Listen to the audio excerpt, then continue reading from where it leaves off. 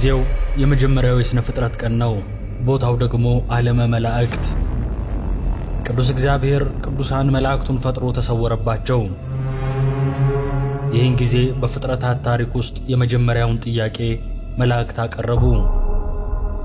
ጥያቄያቸው ማን ነው የፈጠረን?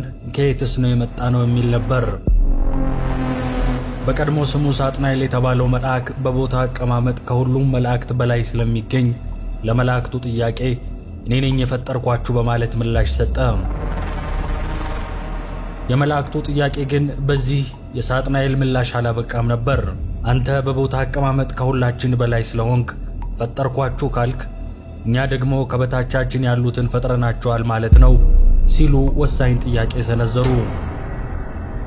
ይህን ጥያቄ ተከትሎ መላእክቱ አዎ ሳጥናኤል ፈጥሮናልና በፍጹም እሱ አልፈጠረንም፣ እሱም እንደኛው ያለ ነው በሚሉ ቡድኖች ተከፈሉ። ሌሎች ደግሞ ድምፀ ተአቅቦ አደረጉ። በሰማያውያኑ ሰራዊት ዘንድ ጥያቄ የወለደው ክርክርና መጠራጠር ተነሳ።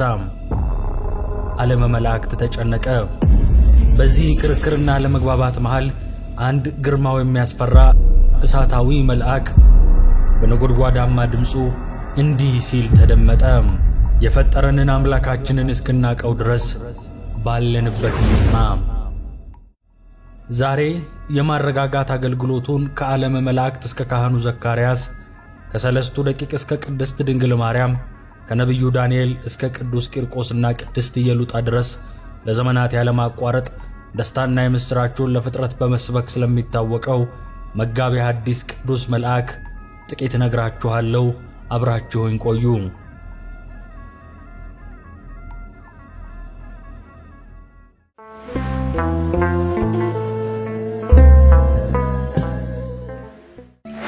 መባ ቴሌቪዥን ኦርቶዶክሳዊ መረጃዎች፣ ስብከትና ዝማሬዎች እንዲሁም መንፈሳዊ መጻሕፍት በከፍተኛ የድምጽና የምስል ጥራት ለቤተ ክርስቲያን ልጆች ለማቅረብ እየሰራ የሚገኝ የኢንተርኔት ቴሌቪዥን ነው። እስካሁን ለእናንተ ለተመልካቾቻችን ባቀረብናቸው ዝግጅቶች ብዙ እንደተማራችሁና እንደተጠቀማችሁ በተለያዩ መገናኛ መንገዶች ሐሳባችሁን ስለገለጻችሁልን ከልብ እናመሰግናለን። ነገር ግን ከቻናላችን ተመልካቾች ውስጥ 81 ከመቶ የምትሆኑት ተመልካቾች ቻናላችንን ሰብስክራይብ እንዳላደረጋችሁ ከዩቲዩብ ያገኘነው መረጃ ያሳያል። መንፈሳዊ መርሃ ግብራትን አዘጋጅቶ ለተመልካቾች ማድረስ የእናንተ የተመልካቾች ቅንነትና ትብብር ካልተጨመረበት እጅግ አድካሚ ሥራ ነው የሚሆነው። የምትወዷቸውን ዝግጅቶች እኛ ወደ እናንተ ስናደርስ እናንተ ደግሞ ቻናሉን ሰብስክራይብ በማድረግና የደውል ምልክቷን በማብራት እንድትተባበሩ እንጠይቃለን። የእግዚአብሔር መልአክ ቅዱስ ገብርኤል የስሙ ትርጓሜ ሰው አምላክ ሆነ፣ አምላክ ሰው ሆነ ማለት ነው። ገብርኤል ሆይ ተመርምሮ ለማይደረስበት ስም አጠራርህ ሰላም እላለሁ። ነገር ግን አምላክ ሰው ሆነ፣ ሰው አምላክ ሆነ ማለትን ይመስላል እንዲል መልካ ቅዱስ ገብርኤል። ቅዱስ ገብርኤል የጌታችን የመድኃኒታችን የኢየሱስ ክርስቶስን መምጣትና ሰው መሆን ለመናገር ተልኮ የምሥራች ዜናን ያበሰረ፣ በዳቢሎስ የተንኰል ወጥመድ ገብተው ለተሰናከሉ ፈጥኖ ለእርዳታ የሚደርስ፣ በጨለማና በሞት ጥላ ውስጥ ለሚኖሩ ሁሉ የብርሃን ፋና ያበራ፣ ሰብአ ሰገልን የመራ ቅዱስ መልአክ ነው። ከቀድሞ ጀምሮ ቅዱሳን ነቢያት ከእግዚአብሔር ተልከው መንፈስ ቅዱስ እንዳናገራቸው ዓለምን ስለማዳን ከጽዮን የሚወጣው ከያዕቆብ በደልን የሚያርቅ ጌታ ይወርዳል ይወለዳል በማለት በየወገናቸውና በየዘመናቸው የተናገሩትን የትንቢት ቃል ያስፈጸመና የምሥራችን ቃል የተናገረ፣ የጨለማ አበጋዝ በሆነ በሰይጣን ተንኰል የእፉኝት መርዝ በሰው ልቦና ውስጥ አድሮ የነበረውን የሐዘን ስሜት ያጠፋ የእግዚአብሔር መልአክ ስሙ ቅዱስ ገብርኤል ይባላል። ቅዱስ ሉቃስ እንደጻፈው መልአኩ ቅዱስ ገብርኤል ሁል ጊዜ ለደስታና ለምሥራች የሚላክ መልአክ ነው። በተለይም ስለ ልደተ ክርስቶስ ለቅድስት ድንግል ማርያም ለመጀመሪያ ጊዜ የምስጋናና የክብር ሰላምታ ያበሰረ በመሆኑ አብሳሬ ትስብት፣ መልአከ ብስራት፣ መጋቤ ሐዲስ ተብሎ ይጠራል። ቅዱስ ገብርኤል ከሌሎቹ መላእክት ተለይቶ መላእክት ከተፈጠሩ በኋላ አምላካቸውን ለማወቅ ማን ነው የፈጠረን እያሉ ሲባዝኑ ሳጥናኤል እኔ የፈጠርኳችሁ ሲል፣ ቅዱስ ገብርኤል ግን የፈጠረንን አምላክ እስከምናውቀው ድረስ በያለንበት እንቁም፣ እንጽና፣ ንቆመ በበህላዊነ እስከንረክቦ ለአምላክነ በማለት መላእክትን ያረጋጋ ቅዱስ ድንቅ መልአክ ነው። በዚህም አባቶቻችን እንደሚሉት ይህ ቅዱስ መልአክ የመጀመሪያው የተዋህዶ ሰባኪ ነው። ምክንያቱም ከፍጥረታት አስቀድሞ አምላኩን አውቆ ስብከት የጀመረ መልአክ ነውና። በዚህም ምክንያት ጌታ ነገረ ሥጋዌውን ለድንግል እንዲያበስር አድርጎታል። ከዚህም በኋላ ደጋግ ሰዎችን ለመርዳት የሚወጣና የሚወርድ ቅዱስ መልአክ ሆኗል። ቅዱስ ገብርኤል ከሌሎች መላእክት ተለይቶ ዘወትር በምንጸልያቸው ጸሎቶች ስሙ የሚጠራ ቅዱስ መልአክ ነው። ይኸውም በዘወትር ጸሎቶች በአቡነ ዘበሰማያት፣ በሰላመ ቅዱስ ገብርኤል፣ በውዳሴ ማርያም፣ በይዌድስዋ መላእክትና በመሳሰሉት ጸሎቶች ዘወትር ስሙ የሚጠራ መልአክ ነው። ቅዱስ ገብርኤል ካህናት አባቶች እንደሚሉት ስዕለት ሰሚ እንዲሁም ፈጥኖ ደራሽ መልአክ ነው። በዚህም ምክንያት በክርስቲያኖችም ዘንድ እጅግ ተወዳጅ መልአክ ሆኗል። ስለዚህም ፈጥኖ ደራሹ መልአክ ስዕለት ሰሚው መልአክ ተብሎ ይጠራል። የአምላክ እናት እመቤታችን ቅድስት ድንግል ማርያምም ከሌሎች መላእክት ሁሉ በይበልጥ መልአኩ ቅዱስ ገብርኤልን እንደምትወደው በድርሳነ ገብርኤል ላይ ተጽፏል። ወንድሞቻችን ሆይ እመቤታችን ድንግል ማርያም ከመላእክት ሁሉ ይልቅ ቅዱስ ገብርኤልን በይበልጥ እንደምትወደው ተመልከቱ። የልጇን የጌታችን የኢየሱስ ክርስቶስን ከእርሷ መወለድ ያበሰራት እርሱ ነውና እንዲል ድርሳነ ገብርኤል ዘኅዳር ምዕራፍ 2 ቁጥር 13። ቅዱስ ገብርኤል ብርሃናዊ መልአክ ነው። ቅዱስ ዮሐንስ ወልደ ነጎድጓድ በራእዩ እንዲህ በማለት ተናግሯል። ከዚህ በኋላ ታላቅ ሥልጣን ያለው ሌላ መልአክ ከሰማይ ሲወርድ አየሁ፣ ከክብሩም የተነሣ ምድር በራች ብሏል። ነቢዩ ልበ አምላክ ቅዱስ ዳዊትም መላእክቱን የእሳት ነበልባል የሚያደርግ እንዳለው ቅዱስ ገብርኤል ነበልባላዊ መልአክ ነው። ቅዱስ ገብርኤል ኃያል መልአክ ነው። ቅዱስ ዮሐንስ በራእዩ ብርቱ መልአክ ደመና ተጎናጽፎ ከሰማይ ሲወርድ አየሁ፣ በራሱም ላይ ቀስተ ደመና ነበረ፣ ፊቱም እንደ ፀሐይ እግሮቹም እንደ እሳት አምዶች ነበሩ። የተከፈተችንም ታናሽ መጽሐፍ በእጁ ያዘ። ቀኝ እግሩንም በባሕር ላይ ግራውንም በምድር ላይ አኖረ። እንደሚያጋሳም አንበሳ በታላቅ ድምፅ ጮኸ በማለት መስክሯል። ቅዱስ ገብርኤል የመላእክት አለቃ ነው። በራማ በሰፈሩት በ10 የነገድ ሰራዊት ላይ የ40 አለቃ ነው። ነቢዩ ሄኖክም በሰራዊት ሁሉ ላይ የተሾመ መልአክ ቅዱስ ገብርኤል ነው ይላል። በዚህም ምክንያት የራማው መልአክ ተብሎ ይጠራል።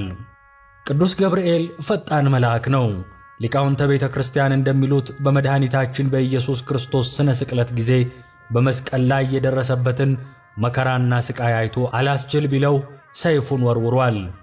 ገብርኤል ሆይ በዚያ ድብልቅልቅና ሽብር በሆነ ዕለት ከጌታ እግረ መስቀል ስር ለቆሙት ተረከዞችህና ጫማ ሰላም ላለው ገብርኤል ሆይ የጌታን ትዕግሥት የአይሁድን ግፍ ተመልክተ በታላቅ አደባባይ ላይ ሰይፈ ቁጣህን አምዘገዘግከው።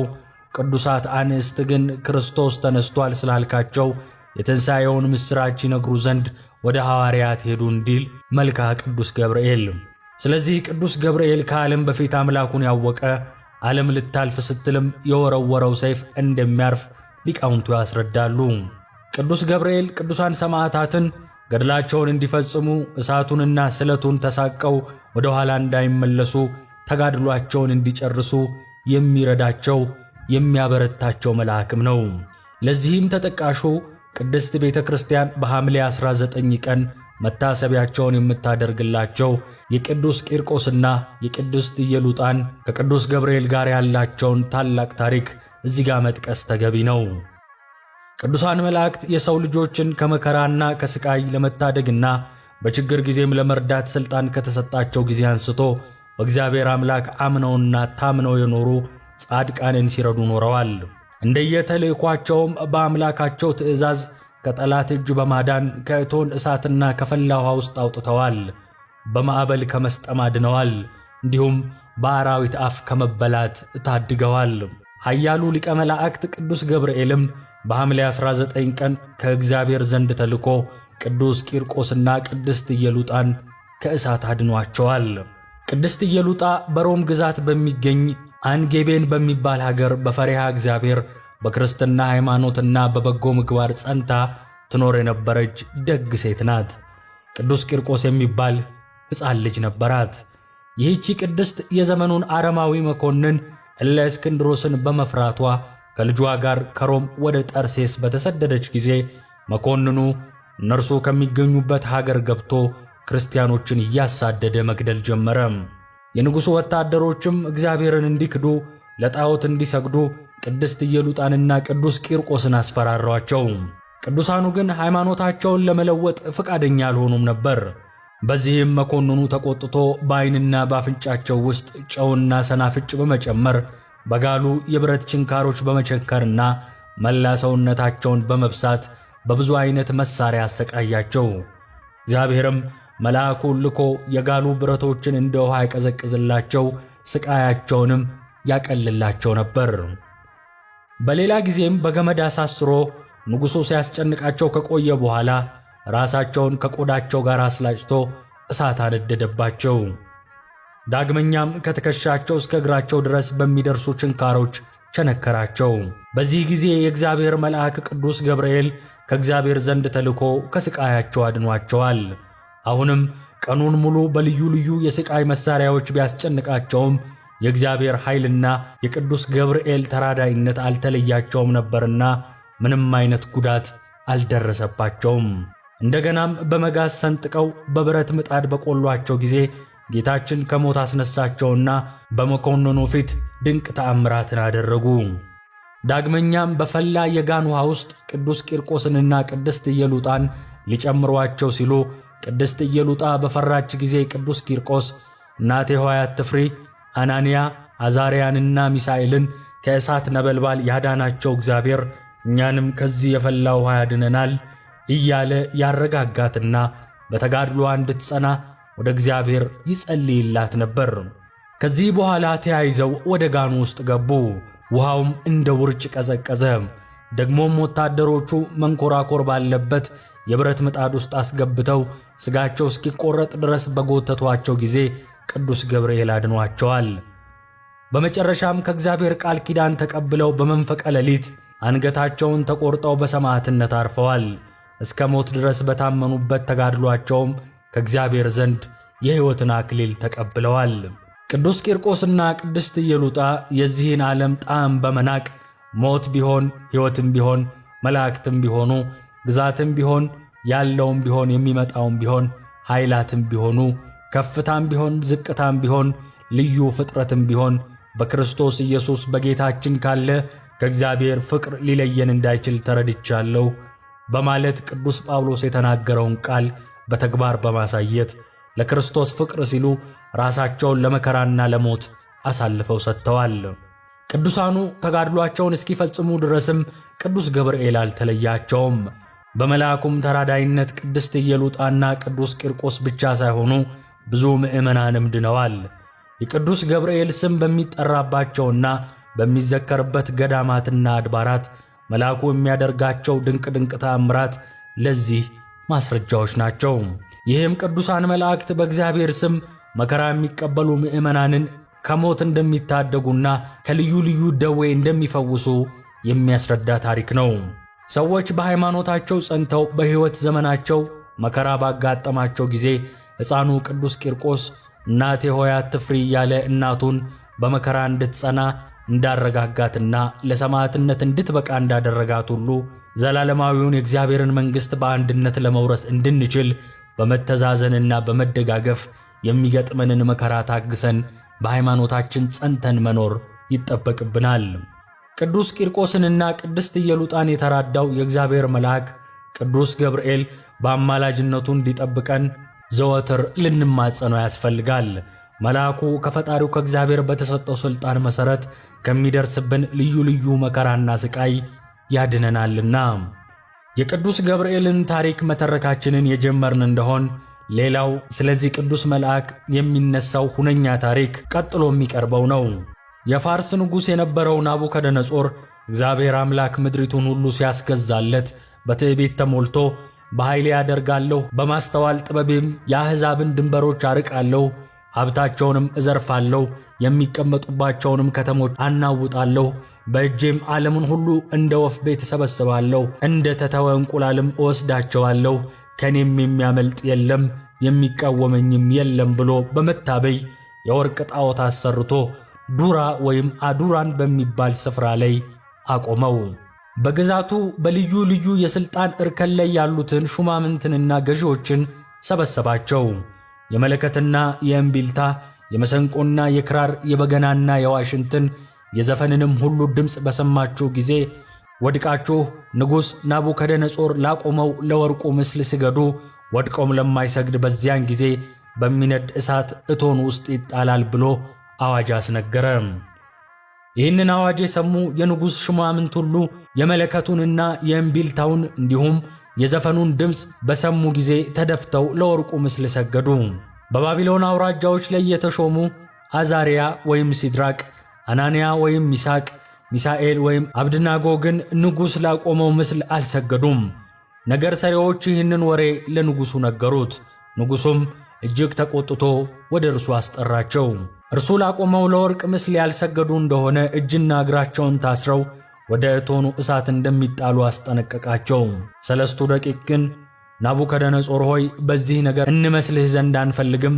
ንጉሥ ሆይ እኛ የምናመልከው አምላክ በሰማይ አለ፣ ከሚነደውም ከእሳቱ እቶን ያድነን ዘንድ ይችላል፣ ከእጅህም ያድነናል። ንጉሥ ሆይ ይህም ባይሆን አማልክትህን እንዳናመልክ ላቆምከውም ለወርቁ ምስል እንዳንሰግድለት እወቅ ብለው መለሱለት። የንጉሥ ናቡከደነጾር ቁጣ ከበፊት ይልቅ እጅግ ነደደ። እሳቱንም 7 እጥፍ እንዲያቀጣጥሉትና እነዚህን 3 ብላቴኖች እጅና እግራቸውን አስረው ከነማረገ ልብሳቸው ከእቶን እሳት ውስጥ እንዲጨምሯቸው ትእዛዝ አስተላለፈ። ትእዛዙ አስቸኳይ ነበርና እነርሱን ወደ እሳቱ የጣሏቸውም ኃያላን በእሳቱ ወላፈን ተገርፈው ሞቱ። እንዲህ ሲሆን ሳለ ግን ሰለስቱ ደቂቅ ወደ አምላካቸው በፍጹም ልባችን እናምናሃለን፣ እንፈራሃለን፣ አታሳፍረን እንጂ ገጸ ረድኤትህንም እንፈልጋለን እያሉ ይጸልዩ ነበር። እግዚአብሔር አምላክ ጸሎታቸውን ተቀበለ። መልአኩ ቅዱስ ገብርኤልንም ከመጣባቸው መከራ ይታደጋቸው ዘንድ ላከው። ቅዱስ ገብርኤልም እስራታቸውን ፈታ፣ እሳቱን እንደ ውሃ ቀዘቀዘው። ሰለስቱ ደቂቅም መልአኩን ልኮ ከዚህ እቶን እሳት ያዳናቸውን አምላክ የአባቶቻችን አምላክ እግዚአብሔር ይክበር፣ ስምህም ለዘላለም የተመሰገነና የከበረ ነው በማለት አመሰገኑ። ንጉሥ ናቡከደነጾርም ሰለስቱ ደቂቅ እሳቱ አንዳች ጉዳት ሳያደርስባቸው በእሳቱ ውስጥ ሲመላለሱ ከእነርሱ ጋር የሰው መልክ ያለው ነገር ግን አምላክን የሚመስል መልአክ ተመለከተ። መንፈስ ቅዱስ ሊቀ ካህናቱን ቀያፋን ፊቱን ጸፍቶ አፉን ከፍቶ ሕዝቡ ሁሉ ከሚጠፋ አንድ ሰው ስለ ሕዝቡ ይሞት ዘንድ እንዲሻል አታስቡምን ብሎ እንዳናገረው እንዲሁ ናቡከደነጾርንም እነሆ እኔ የተፈቱ በእሳቱም መካከል የሚመላለሱ 4 ሰዎችን በዚያ አያለሁ፣ ምንም የነካቸው የለም፣ የአራተኛውም መልክ የእግዚአብሔርን ልጅ ይመስላል ብሎ እንዲናገር አደረገው። የእግዚአብሔር ልጅን መልክ ያለው ያለው በኋላም መልአኩ ብሎ የተናገረለት ቅዱስ ገብርኤልን ነበር። እርሱ ስለመሆኑ ለነቢዩ ዳንኤል በተገለጠበት ግርማ ማረጋገጥ እንችላለን። ናቡከደነጾርም ወደ እሳቱ እቶን በመቅረብ እነዚህ ብላቴኖችን እናንተ የልዑል አምላክ ባሮች ሲድራቅና ሚሳቅ አብድናጎብም ኑ ውጡ ብሎ ተናገራቸው። እነርሱም ከእሳቱ ወጡ።